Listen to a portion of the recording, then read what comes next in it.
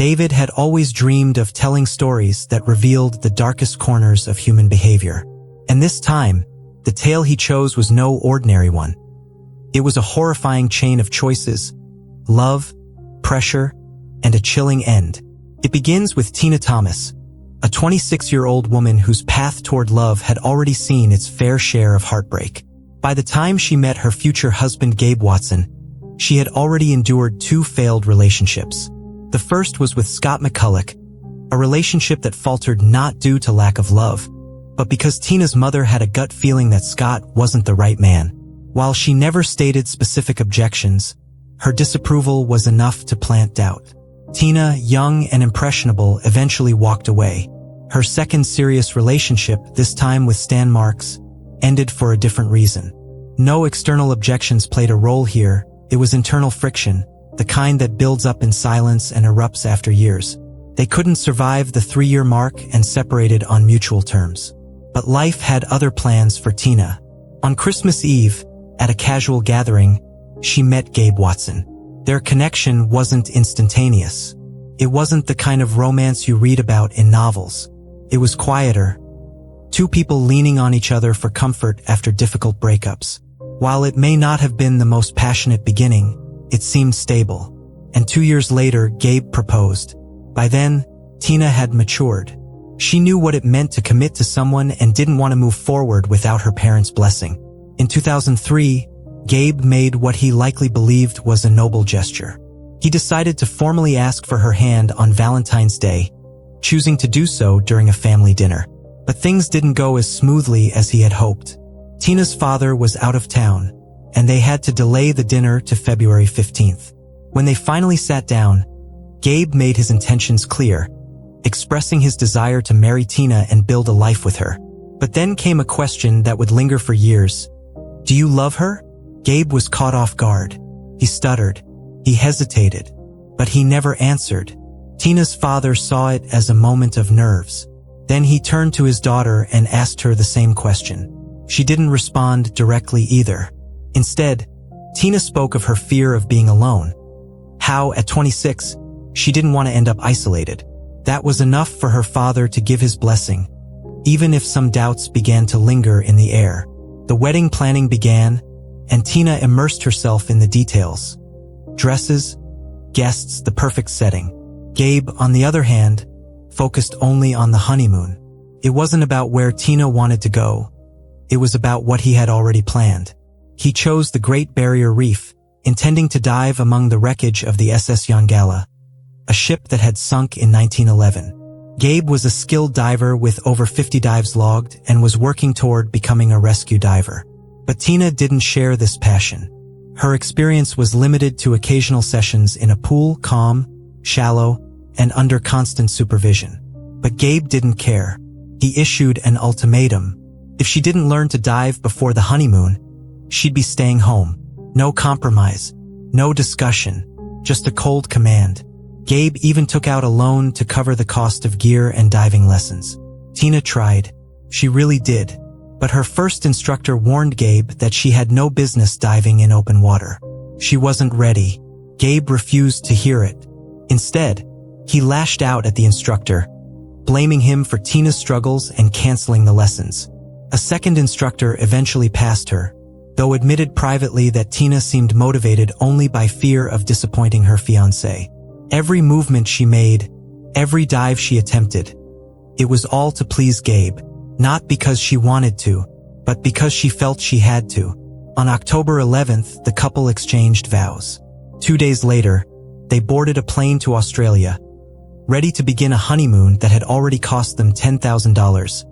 And, unbeknownst to them, something far more tragic. Gabe's fixation on control was not just a red flag, it was a warning siren. His attitude toward Tina's limitations in diving revealed a deeper, disturbing sense of entitlement. It wasn't simply about sharing a hobby, it was about obedience. It was about shaping Tina into someone who fit the image he wanted beside him. For Tina, this meant silencing her fears and burying her instincts, just to keep peace in a relationship she hoped would finally bring her stability. But that peace was already on borrowed time. Every decision Gabe made, every dollar he spent, Every confrontation with instructors wasn't about ensuring Tina's safety or happiness. It was about making the honeymoon fit his vision. The diving trip wasn't just a vacation, it was a mission, and Tina's comfort wasn't part of the objective. As the date approached, the disparity in their preparation became more glaring. Gabe moved forward with confidence and anticipation. Tina, on the other hand, was slipping into deeper anxiety, stepping toward the ocean with hesitation, not trust. Behind the facade of wedding gowns and exotic locations, something much darker was taking shape. Tina's voice had slowly been pushed to the margins of her own life story. Each compromise, each lesson done under the stick, chipped away at her autonomy. Gabe was steering the wheel, and where they were headed, love and partnership were no longer in the driver's seat. The flight to Australia was not just a journey to a tropical destination. It was a descent into something far more dangerous, where one partner's obsession would overshadow everything else, including life itself. Gabe Watson had arranged the honeymoon to include more than just diving. In fairness, a portion of the trip was meant to reflect Tina's interests too. The couple strolled through the bustling city of Sydney, admired marine life at the famous aquarium, and spent time among animals at the zoo. Tina seemed genuinely delighted by these outings. But as the trip progressed and the date of the dive approached, her mood began to shift. Excitement turned to dread. Her smile became thinner, her voice more hesitant. She was deeply unsettled, and those close to her would later recall the anxiety she had masked beneath politeness and quiet compliance. On the morning of October 21st, the newlyweds boarded a flight to Townsville. That evening, they set off aboard a diving vessel destined for the Great Barrier Reef, a breathtaking, otherworldly destination that draws divers from all corners of the globe. But beneath the surface of paradise, something felt terribly off. According to employees from the dive company, neither Tina nor Gabe presented themselves as confident or coordinated divers. Gabe, despite his certifications and dozens of prior dives, seemed unfamiliar with the equipment. He handled it with hesitation, as if it were all new to him. Tina, clearly nervous and lacking underwater experience, leaned heavily on Gabe just to get through the required pre-dive checks. One red flag stood out. When the instructor offered Tina assistance during a test dive, she declined. It was Gabe who ended up helping her pass, a violation of standard protocol, as these tests were supposed to be done one-on-one with certified staff. Conditions that day were less than ideal. Dive logs recorded a strong underwater current, an important detail often overlooked in retellings. Gabe went ahead and prepped their gear.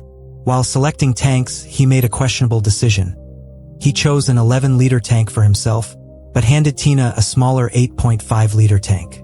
For an experienced diver in calm conditions, this might have sufficed. For Tina, it was a dangerous choice. She lacked the stamina, experience, and breathing control to make such a tank last through any significant dive. They attempted the descent once but were unsuccessful. Tina, unable to sink, asked for additional weight. Complicating matters further, Gabe's underwater computer initially malfunctioned. It failed to register depth or oxygen levels. They returned to the boat, made adjustments, and tried again. Their destination was the wreck of the SS Yongala, submerged at a depth of 49 feet. Tina was the first to descend, Gabe following close behind. According to Gabe's own testimony, things began smoothly. But then, he claimed, Tina started to panic. She waved frantically and signaled that she wanted to ascend. Gabe said he recognized this behavior. She'd panicked before. At that point, they were midway through the ascent. Rather than surface, Gabe said he chose to hover with her at the current depth, trying to let her acclimate. But her breathing grew deeper and more erratic. Then, he said, she began to sink. Gabe claimed he tried to hold her belt to keep her from falling, but she swung her arm wildly, knocking his mask off. By the time he fixed it, Tina was gone. He said he swam after her briefly, but it was no use. She had drifted too far. He surfaced to call for help. Along the way, Gabe passed another diver and gestured for assistance, but that diver reportedly ignored him. Notably, there were two other divers of Asian descent nearby. Later, When questioned, neither confirmed seeing Gabe's signal for help. Police later reviewed the dive computer data. They found that Gabe had, in fact, tried to follow Tina for a very short period. But he stopped quickly and began a steady, controlled ascent, making each decompression stop properly along the way. There was no panic in his own resurfacing, no rush that would suggest an emergency. Other divers present that day told authorities they believed Gabe could have saved his wife. According to them, he had the time, air supply, and physical capability to go after her. The dive had just begun, his oxygen levels were high, and the depth wasn't extreme. But instead, he surfaced. Back on the boat, rescuers were immediately deployed. It didn't take long to locate Tina. She was found lying on her back at a depth of 82 feet, her eyes open behind the mask. They brought her aboard the yacht and administered CPR for 40 minutes, desperately trying to revive her. It was all in vain. Tina was gone. Gabe remained distant throughout. Witnesses later told investigators that he didn't approach his wife's body, didn't kneel by her side, didn't weep or speak. He simply stood away from the scene, quietly sniffing, with an expression that many described as almost blank. What disturbed them even more was what came after. As the boat headed back toward shore, Gabe reportedly smiled. It wasn't broad or boastful, but it was there, and it chilled the crew to their core. What happened in those final moments underwater remains at the center of countless debates, suspicions, and theories. Was it panic? Was it neglect? Or was it something far more sinister? The fact that Gabe assigned Tina a smaller air tank, knowing her level of inexperience, was a decision that defied reason. Diving with an underprepared partner is a calculated risk, but stripping her of safety from the very start raises troubling questions about his intentions. Did Gabe truly believe she could handle it? Or did he count on the odds being against her? There's also the matter of behavior. Tina was the one who needed guidance. She was in a foreign country underwater in unfamiliar gear. She had shown hesitation every step of the way. Gabe, who had already been warned by instructors that she wasn't ready, chose to ignore those warnings. Worse still, he refused professional help on her behalf, opting instead to be her only support. A dangerous decision that cut off all other lifelines. And then there's the coldness. Tina's death was met not with shock or heartbreak, but with detachment. As her body lay still, and the sun set over the Pacific waters, Gabe's indifference was more haunting than the dive itself. He had brought her to one of the most beautiful places on Earth, and walked away with her life. On the journey back to shore, unsettling reports began to emerge. Several passengers said that, after Tina's lifeless body had been retrieved from the water, Gabe played cards with other guests on board as if nothing had happened.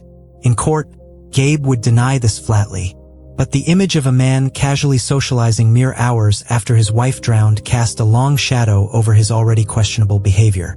Then came the autopsy. While there were no definitive signs of foul play, no stab wounds, no strangulation marks, the findings didn't fully align with a clean accident either. There were bruises around Tina's neck and traces of blood in her nostrils. Her lungs showed only a small amount of fluid, suggesting that she might have drowned after she had already lost consciousness.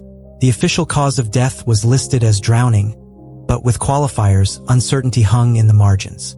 Her toxicology report revealed no alcohol, but elevated levels of ibuprofen and paracetamol, both over-the-counter medications often used for minor pain or seasickness. It wasn't shocking to find them in a diver's system, but the dosage raised eyebrows. Her dive equipment, checked thoroughly by the Australian Water Police, showed no malfunctions. Everything was in proper working condition. On the surface, it could have easily been declared a tragic accident. An underqualified diver succumbs to panic, fails to follow safety protocols, and dies. But the deeper investigators looked, the more inconsistencies surfaced. Autopsy ambiguity, Gabe's calm demeanor, the troubling choices he made before and during the dive. These weren't things the police could ignore, and they stalled the case's closure. Gabe began to sense the growing scrutiny. He knew the authorities were circling closer. Tina's parents, heartbroken and unconvinced by the official explanation, pushed relentlessly for answers. They wanted their son-in-law in court, Not necessarily for murder, but at the very least for failing to act. For standing still. For letting their daughter slip away when he had the power to save her. During the first police interview, Gabe was volatile. He cried, then laughed. He fidgeted. He begged officers to call his father, complaining of pain in his ears and asking him to deliver the tragic news to Tina's family. Eventually, the authorities let him go for the night. He returned to the dive company's yacht, explaining that their honeymoon had been cut short, meant to last 2 days, but ended within 24 hours.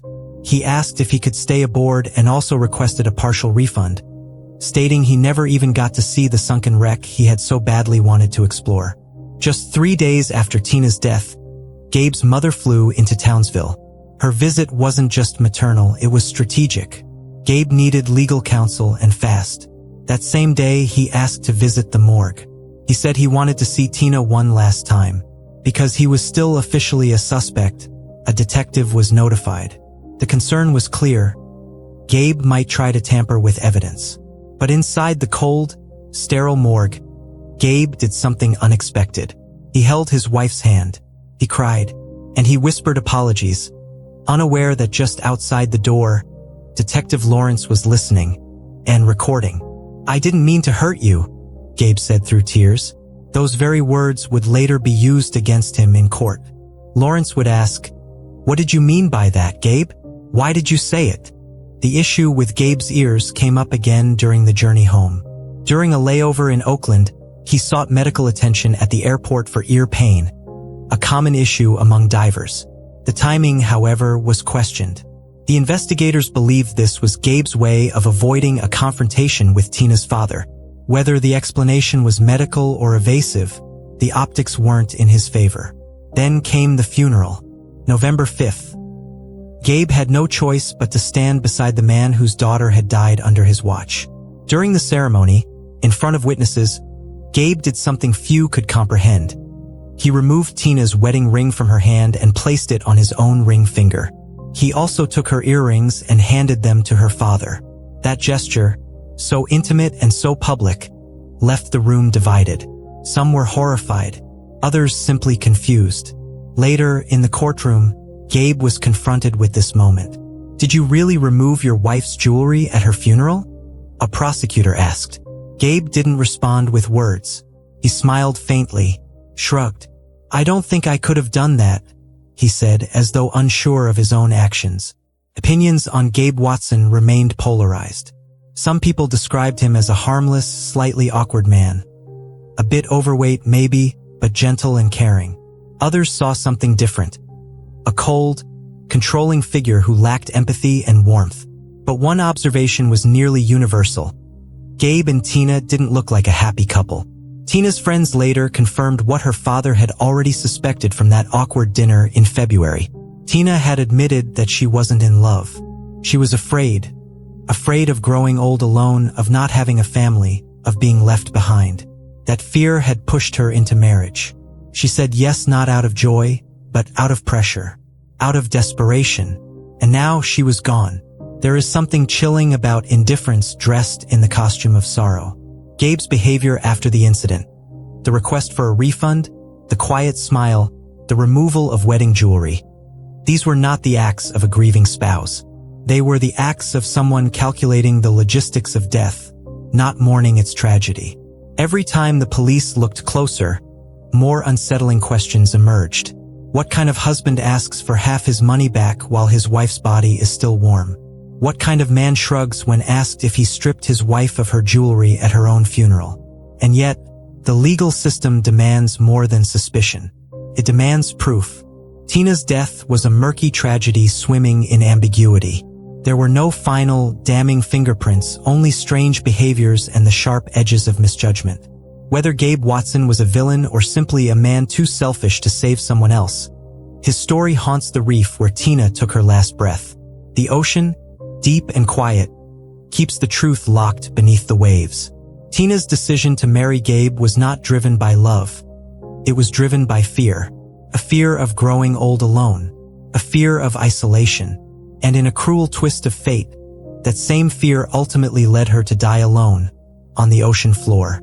But the layers of this tragedy go deeper. Just before their honeymoon, Tina confided in a friend about a deeply disturbing incident. Gabe had dragged her to an insurance office and pressured her into signing a life insurance policy that listed him as the sole beneficiary. He insisted on a higher payout rate in the event of her death. Investigators confirmed this with the agent involved, who verified the story. The setup was cold, calculated, and deeply unsettling. A cab driver who transported the couple to the yacht on the day of the dive added yet another heartbreaking detail. He testified that Tina cried quietly the entire ride, her face streaked with tears, her hands trembling in her lap. And yet, Gabe, her new husband, sat beside her in silence, seemingly unaffected. He offered no comfort, no questions, no concern, just a stone-faced focus on the destination. But perhaps the most grotesque revelation came from Amanda Phillips, Tina's friend. Amanda recalled a moment that laid bare the ugly truth of Gabe's behavior. At a Christmas gathering, Gabe inserted a humiliating clip into their home video, a recording he had made of Tina using the bathroom. He spliced it into footage of their holiday celebration and played it in front of a full house of guests. He laughed hysterically while others stared in horror. Tina's friends tried to talk her out of marrying him. Amanda even clutched her fingers into the shape of a cross, silently willing Tina to see the truth. But Tina, bound by fear and doubt, walked down the aisle anyway.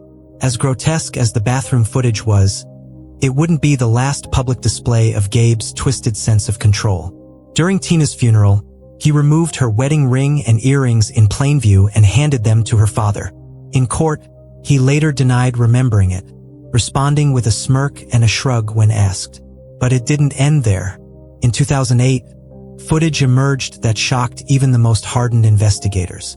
A hidden camera, placed by Tina's father near her grave, captured Gabe visiting the site, not to mourn, but to collect the flowers adorning her resting place and toss them into a nearby trash bin. He was caught red-handed. His explanation in court? He claimed Tina had once told him she didn't want flowers on her grave, that it was a private agreement between them. Few, if any, believed him. Eventually, investigators grew tired of speculation. To verify Gabe's version of events, they reconstructed the dive using identical gear and conditions. What they found shattered his story. Gabe claimed that while trying to put Tina's mask back on underwater, she drowned. But their experiment showed that performing that maneuver would require a second air supply, Tina's. It was impossible to do alone under the conditions he described.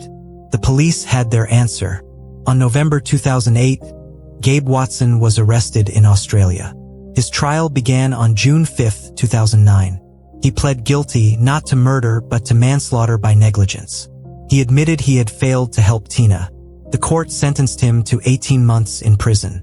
After serving his time, Gabe returned to the United States. But the case was far from over.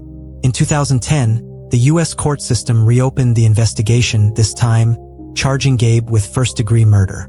The motive? A $33,000 insurance payout.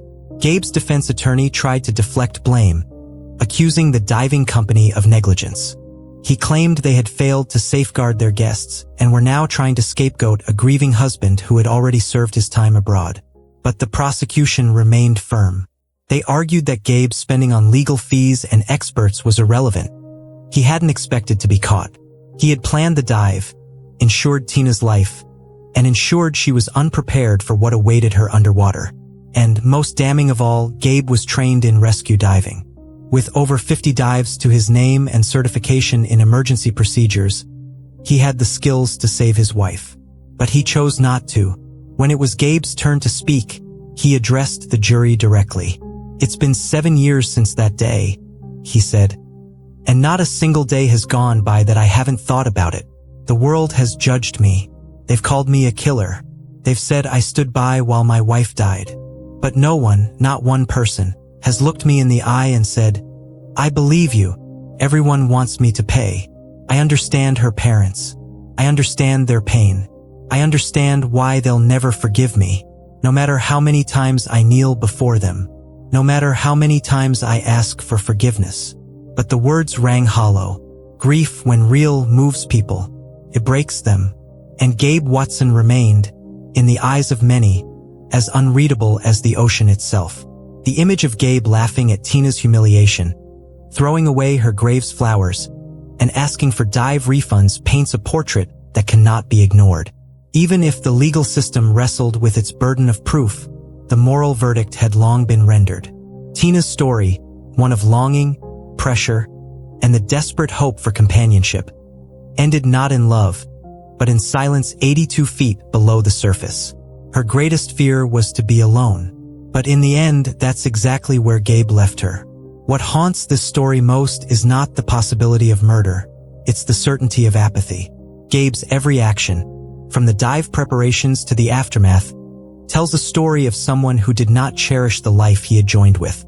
Whether by negligence or something darker, Tina was failed. Failed by the man she married. Failed by every red flag she ignored. And when she needed help the most, there was only water. Cold, heavy, silent. This case is not just about drowning. It's about control. It's about manipulation disguised as affection. And it's about how fear can blind someone to the truth standing right in front of them until it's far too late. No one ever says, "I can't imagine what it's like to lose a wife," especially during a honeymoon. Those were Gabe's final words to the jury. Standing before them, hands clenched, his voice wavered as he attempted to explain his side of the tragedy. He didn't deny failure. What he denied was intent. "If I'm guilty of anything," he said, "it's that I didn't try hard enough to save Tina, but I've already paid the price for that." Then, with a sharp, almost confrontational tone, he added, "Maybe you all would have been satisfied if I had drowned alongside her. Back then, 7 years ago." He paused, looking around the courtroom. "But I was afraid," he said. "Afraid I wouldn't make it back to the surface. I didn't want to die. I still don't. I just wanted to live." It was a desperate plea, not just for legal absolution but for understanding. Whether it rang true or felt rehearsed depended on who was listening. To some, it was the raw confession of a broken man. To others, it was yet another performance in a long line of self-preserving choices. Despite years of investigation, public outrage, and global scrutiny, the courtroom was left with a brutal truth. No concrete evidence of murder had been presented. There were no underwater witnesses, no fatal malfunction, no physical proof that Gabe had killed Tina. Only shadows, doubts, and behavior that never quite aligned with innocence. But suspicion isn't a conviction.